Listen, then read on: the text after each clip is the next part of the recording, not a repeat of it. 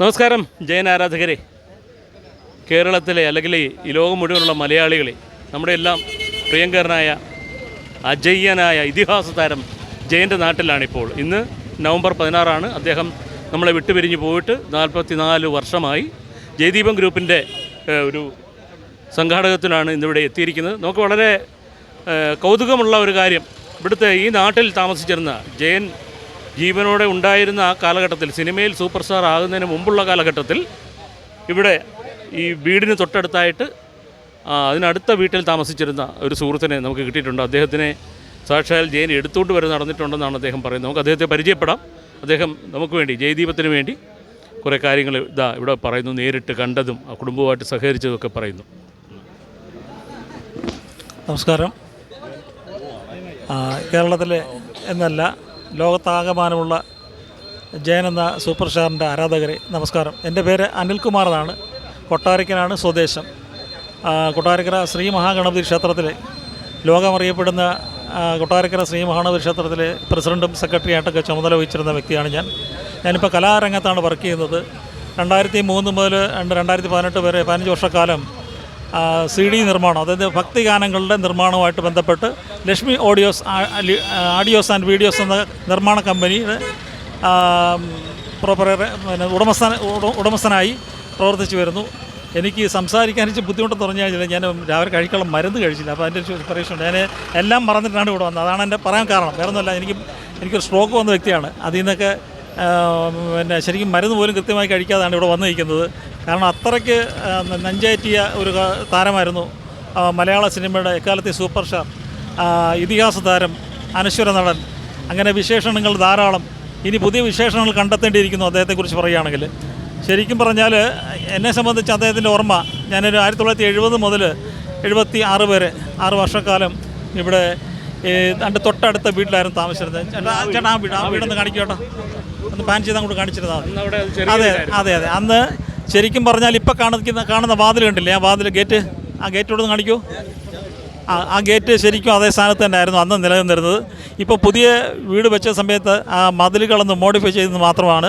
പിന്നെ ഈ വീട് വലിയ സൗധം നിൽക്കുന്നിടത്ത് അന്ന് വലിയൊരു ഓടിട്ട വീടായിരുന്നു. അന്ന് ഞാൻ ഇവിടെ വാടകയ്ക്കായിരുന്നു താമസിച്ചിരുന്നത്.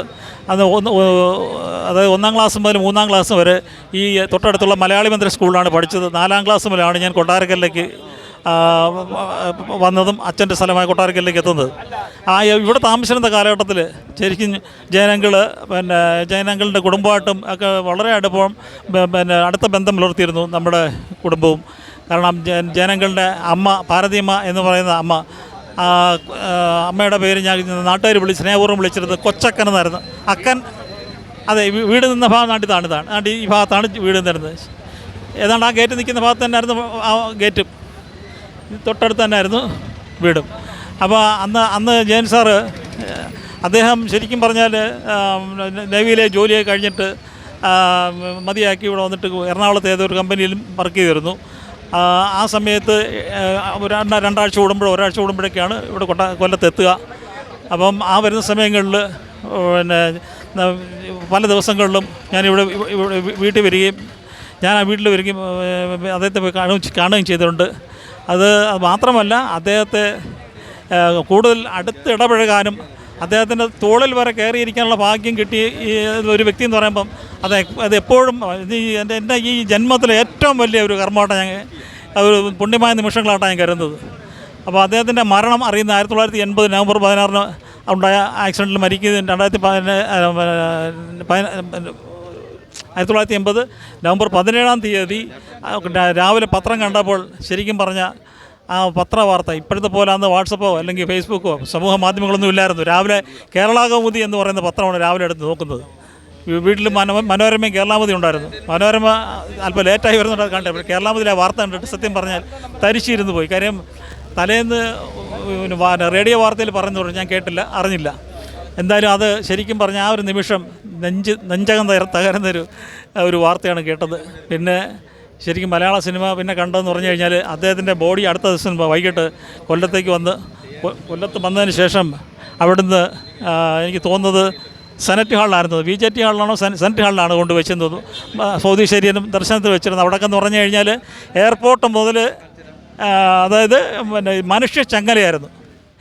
എയർപോർട്ട് മുതൽ ഈ VJT ഹാൾ വരെയുള്ള സെനറ്റ് ഹാളിലാണ് തോന്നുന്നത്, അവിടെ വരെയുള്ള ഭാഗങ്ങളെല്ലാം ജനസമുദ്രമായിരുന്നു. അതുപോലെ NH വഴിയാണ് വന്നത്. ട്രിവാൻഡ്രം കൊല്ലം NH വഴി വരുന്ന സമയത്ത്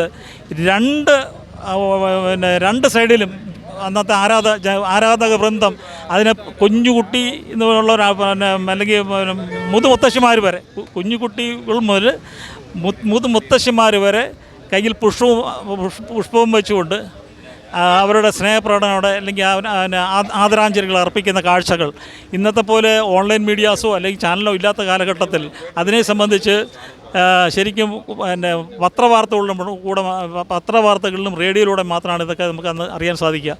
ഇവിടെ ഞാനന്ന് ആ ചടങ്ങിന് എനിക്ക് ഇവിടെ വരാൻ പറ്റില്ല, കാരണം ഞാനന്ന് 8ാം ക്ലാസ്സിൽ പഠിക്കുന്ന സമയമായിരുന്നു. അതുകൊണ്ട് തന്നെ വീട്ടിൽ നിന്ന് വിട്ടില്ല. ഇവിടെ വന്നുള്ള ഈ തിരക്കിനിടയിൽ എന്തെങ്കിലും സംഭവിച്ചാലോ എന്ന് വിചാരിച്ചു എൻ്റെ ജ്യേഷ്ഠൻ വന്നിരുന്നു. എൻ്റെ ജ്യേഷ്ഠനും എൻ്റെ സുഹൃത്തുക്കളോ വന്നു. വളരെ കട്ടപ്പെട്ടുണ്ടാണെങ്കിലും അദ്ദേഹത്തിൻ്റെ ഭൗതിക ശരീരം കാണാൻ അദ്ദേഹത്തിന് ഭാഗ്യമുണ്ടായി. ഇതൊക്കെയാണ് എൻ്റെ അദ്ദേഹത്തിനെക്കുറിച്ചുള്ള ഓർമ്മകൾ. അത് ഇപ്പോഴും ഈ 44ാമത് വർഷവും ഇവിടെ ഇത്രയും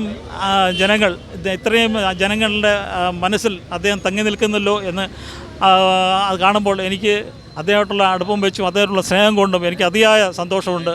ഇവിടെ വന്ന എല്ലാവർക്കും, എല്ലാ ജയൻ ആരാധകർക്കും എൻ്റെയും അതുപോലെ തന്നെ ഈ ഓലയിലെ നാട്ടുകാരുടെയും പേരിൽ, കാര്യം ഞാൻ എൻ്റെ നാടായിരുന്നല്ലോ, അതുകൊണ്ട് ആ നാട്ടുകാരുടെയും പേരിലുള്ള നന്ദിയും കടപ്പാടും അറിയിച്ചുകൊള്ളുന്നു. അടുത്ത വർഷം ഈ ചടങ്ങ് നമുക്ക് കൊല്ലത്ത് വെച്ച് വേണമെങ്കിൽ ഒരുമിച്ച് കൂടിയിരുന്ന് ആലോചിച്ചാൽ ഇതിലും വലിയ ഇപ്പം ഈ പരിപാടി മോശമൊന്നുമല്ല പറഞ്ഞത്, അത് ഒരിക്കലും അങ്ങനെ വിചാരിക്കരുത്.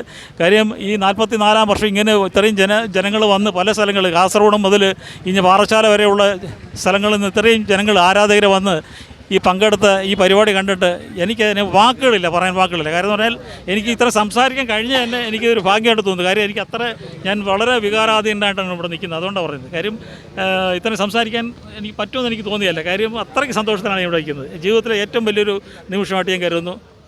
എല്ലാവർക്കും നന്ദി, നമസ്കാരം.